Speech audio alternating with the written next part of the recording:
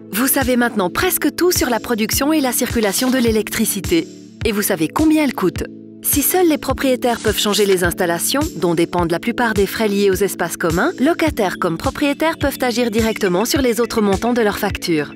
Par exemple ici, la lumière dans les couloirs et l'électricité qui fait fonctionner l'ascenseur ont un coût, tout comme le fonctionnement de la ventilation et du local technique qui permet de faire circuler le chauffage dans l'immeuble. Dans les espaces communs, à la buanderie aussi, ça coûte un peu, voire beaucoup. Mais c'est chez vous que vous consommez le plus.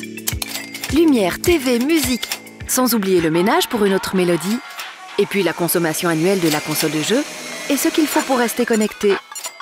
Évidemment, tous ces appareils du quotidien consomment, plus ou moins selon les appareils.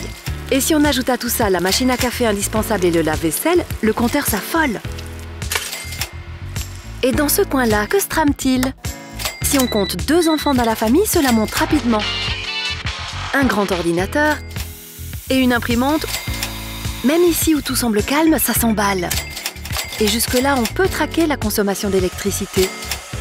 Lorsque tout semble dormir, l'électricité circule encore. Les tablettes et les smartphones sont en charge, le routeur Wi-Fi et le boîtier TV, les 2 TV et les 3 chaînes Wi-Fi sont restés branchés. Et quelque part, 2 transformateurs d'ordinateurs portables sont encore connectés. La solution est simple. Pour réduire votre consommation de 1000 kWh sans vous priver, adoptez 5 gestes pour mieux consommer. D'abord, programmez la majorité de vos lessives à 20 degrés au lieu des 60 degrés qui sont rarement nécessaires et préférez au sèche-linge l'air libre le plus souvent possible.